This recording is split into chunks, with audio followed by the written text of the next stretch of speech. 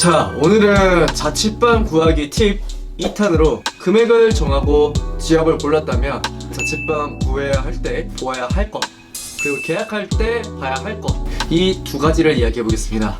용식이는 어디 갔냐고요? 용식이는 아니고 출장 갔습니다. 출장 가서 오늘은 저 노아 혼자서 우리 체크리스트 한번 짚어보도록 할게요. 그러면 우리가 발품을 팔아서 방을 봐야 되는데, 방을 볼 때 무엇을 봐야 되느냐? 그 첫 번째 가장 중요한 거는 바로 교통이 가장 중요해야 되잖아요. 지하철의 역만 많이 생각하는데 사실은 이 버스 정류장의 위치가 굉장히 중요합니다. 그래서 내가 집을 본 그 지역에서 내가 자주 가는 곳을 네이버 지도나 이런 걸로 찍어서 봐서 버스가 있고 자주 온다 하면은 이것만 하더라도 가산점입니다. 그리고 위치 중에서 또 중요한 게 주변 마트나 영화관, 도서관, 체육센터, 이러한 편의시설들이 많이 있어야겠죠. 특히 저희 동네 같은 경우에는 바로 옆에 구민체육센터가 있어요. 여기서 헬스하는데 1일 3,500원, 또 수영하는데도 한 3,000원이면은 비싼 헬스장 다니느니 이런 세금 맛을 좀 느껴야죠.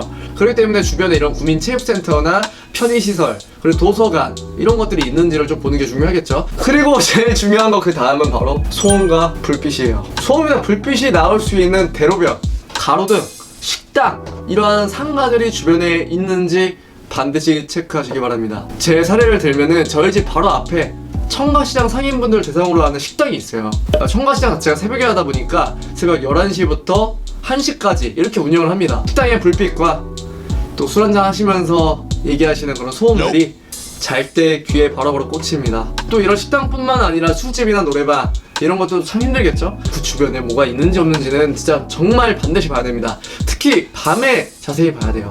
낮에 보면 여기도 진짜 원더랜드인데 밤에 봤을 때는 해린 경우가 있거든요.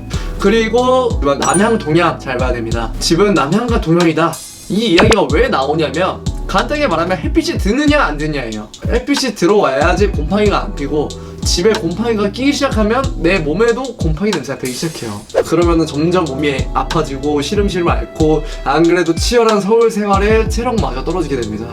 제일 마지막으로 주변 내 이웃에 애견, 애묘가 있는지 봐야 됩니다. 왜냐면은 저도 정말 동물 좋아하고 그런데 내가 잘 때마다 막 이런 소리, 짖는 소리, 애용애용 우는 소리 들으면 사실 잠을 못 자요.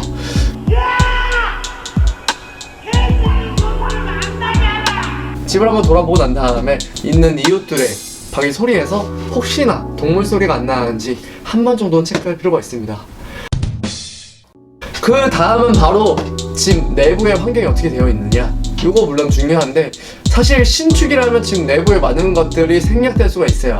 하지만 그만큼 신축은 비싸기 때문에 신축이 아니라면 제가 지금 말씀드린 부분을 꼭 체크해 주시기 바랍니다. 자, 먼저 집에 들어와서 이 주방을 보시면 되는데, 이 주방에서는 이 싱크대에서도 이렇게 물의 수압은 적정한지, 그리고 가장 중요한 게 싱크대 안쪽에 있는 이 하수구인데 이 하수구가 악취는 나지 않는지, 그리고 또 물은 잘 내려가는지를 체크하셔야 됩니다. 실제로 제 친구네 집은 이거 확인 안 하고 들어갔다가 물이 내려가지 않아서 물이 점점 차오르는 이런 현상 때문에 배수관 수리해주시는 기사님을 한번 불러서 수리를 한 적이 있어요. 그래서 집에 체크하시기 전에 이렇게 하수구 중심으로 잘 보시면 되고, 그리고 사실 주방은 요리를 많이 하기 때문에 이렇게 주방에 사실 이렇게 주방에 창문이 있는지 없는지, 요 창문이 있다면 이것도 역시 가산점. 그리고 많은 분들이 집에 벌레가 사느냐 안 사느냐가 굉장히 중요하실 텐데, 요 싱크대 아래쪽에 보시면은 이쪽이 살짝 벌레들이 자주 서식하는 지역이에요. 그래서 요 싱크대 아래쪽을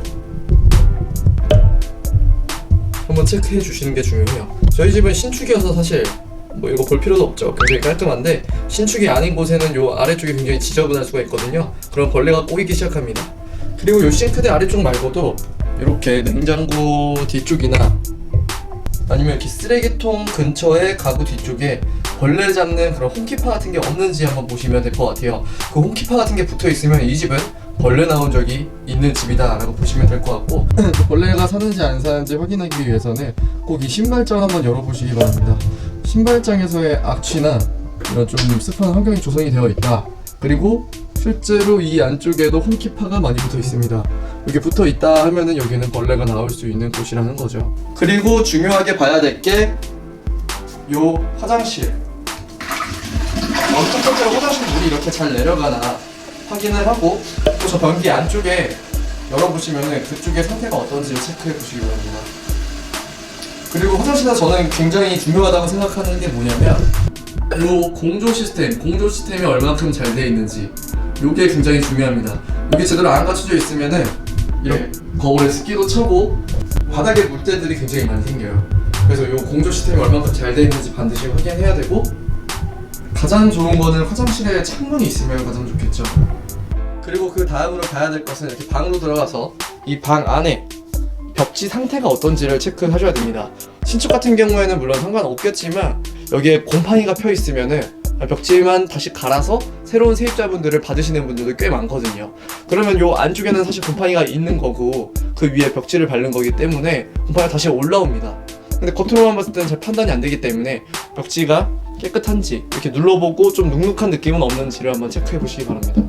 그리고 방 곳곳에 이런 콘센트가 있을 텐데 이 콘센트들이 제대로 들어오는지 안 들어오는지도 잘 확인해야 됩니다. 이게 안 들어오면은 사실 이거는 전기공사이기 때문에 조금 비용이 많이 들 수도 있고, 나갈 때 책임 소재가 제 책임 소재가 될 수도 있어요.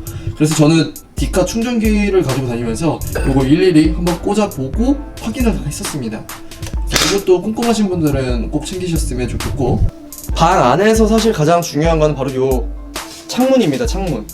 요 샤시가 이렇게 이중창으로 잘 되어 있는지, 춥지 않은지, 바람은 잘 스며들지 않은지 체크가 굉장히 중요하고, 요 창틀만 보더라도 이 집의 상태를 알 수가 있거든요.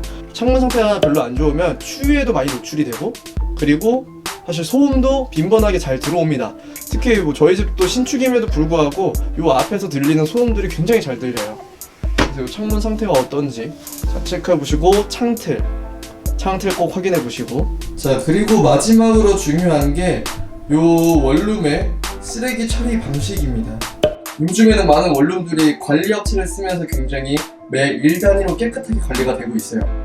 근데 그렇지 않은 원룸들, 예를 들어 집주인분이 직접 관리하시거나 별도 외주 용역업체를 쓰지 않은 곳에서는 이 쓰레기가 어떻게 관리되느냐에 따라서 집 주변이 엄청 지저분해질 수 있습니다. 이 집도 마음에 들었던 게 외부 용역업체가 매일 아침 와서 쓰레기 상태들을 점검하고 치우거든요. 그래서 이렇게 쓰레기를 내놓는 거, 이렇게 분리수거가 깔끔하게 잘 되어 있는지 요거를 한번 확인해 보시기 바랍니다.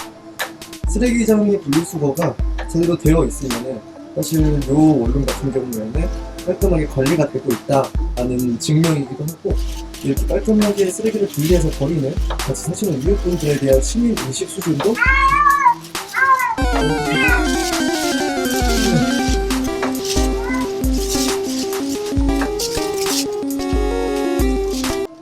시민 의식 수준도 굉장히 뛰어나가는 얘기겠죠? 이게 뭐냐? 물론 이것뿐만 아니라 뭐 공과금이 얼마나 나오는지, 주차비가 따로 있는지, 그리고 집이 개별 난방인지 중앙 난방인지 이런 것들도 따질 필요가 물론 있겠죠. 그리고 여러분은 정말 마음에 드는 방을 발견했고 계약을 하게 될 겁니다. 아마 인생에 처음으로 계약을 하게 되는 계기일 수도 있겠는데, 계약서라는 것을 쓰게 돼요. 그러면 이 계약 시 내 보증금을 잃지 않고 합리적인 계약을 할 수 있도록 어떤 걸 체크해야 되느냐, 그걸 한번 말씀드릴게요. 일단은 임대인은 곧 집주인이라고 보시면 되고, 임차인은 세입자라고 보면 됩니다. 그리고 그 건물의 등기부등본을 떼가지고 그 주소에 있는 집이 정확히 임대인, 즉 집주인의 집인지 아닌지 확인할 필요가 있죠. 그리고 그 건물뿐만 아니라 토지에 대한 등기부등본도 떼야 돼요. 집주인의 명의가 아닌 다른 사람의 명의인 경우도 왕왕 있고, 그리고 이 등기부등본을 떼다 보면은 거기에 얼만큼의 부채가 잡혀 있는지를 볼 수가 있어요. 요 등기부등본 같은 경우에는 사이트에서 집 주소만 입력하면은 자연스럽게 다 뽑을 수가 있는데, 뭐 이게 귀찮으면 부동산에 문의해서 뽑아주기도 합니다. 그리고 모든 동거래는 계좌이체로 가시는 게 가장 최고고, 또 집이 마음에 들 경우에는 가계약이라는 걸 하게 됩니다. 계약 금액에, 즉 보증금의 한 10% 정도, 뭐 보통은 한 100만원, 뭐 50만원 이런 경우도 많아요. 이거를 먼저 가계약을 해놓고 찜을 해놔야지 그 매물들을 약인할 수가 있고, 무조건 부동산을 끼고 해야 됩니다. 수수료가 물론 들긴 한데, 수수료가 들더라도 부동산 사장님이 자격증을 가지고 중개를 해주는 그 역할이 법적으로 물론 효력이 있기 때문에 가장 중요합니다. 그리고 전입신고가 가능한지 한번 알아보셔야 되는데, 전입신고가 뭐냐면 저는 새로 이사온 이 집에 살고 있어요 라고 나라에다 신고하는 게 바로 이 전입신고라고 보면 됩니다. 근데 몇몇 원룸들은 이 전입신고를 못하는 경우가 있어요. 근린생활시설이거나 또 집주인의 이런 생명적인 문제에 있어서 전입신고를 못하는 경우가 있는데, 이럴 경우에는 계약을 안 하시는 게 낫습니다. 전입신고 자체를 안 하게 되면 저는 이 집에 살고 있는 사람이 아니기 때문에 무조건 집주인분과 계약 전에 전입신고가 가능한지 안 가능한지를 따져보고 전입신고를 해준다고 했을 때 계약하시기 바랍니다. 특히 월세인 경우 연말 정산 시 월세 공제 혜택이 있는데, 이 전입신고가 안 되면 이 혜택도 못 받게 됩니다. 그래서 반드시 전입신고는 가장 중요한 포인트라고 보시면 될 것 같고, 그리고 계약서를 쓰실 때 특약 항목이 있습니다. 이 부분에서 집수리가 필요한 부분, 그리고 관리비나 주차장에 대한 금액의 여부, 이런 것들을 반드시 이 특약사항에 명시하시기 바랍니다. 사실 계약이 굉장히 무서울 수가 있는데, 항상 부동산을 끼고 부동산에 대해서 이 중개업자가 사기꾼 같지 않고 나랑 스타일이 잘 맞는 분을 잘 찾아서 합리적인 집을 선택할 수 있는지, 이런 것들을 잘 판단해서 집을 고르시기 바랍니다. 전 서울에서 집 구하면 살기 어려워요.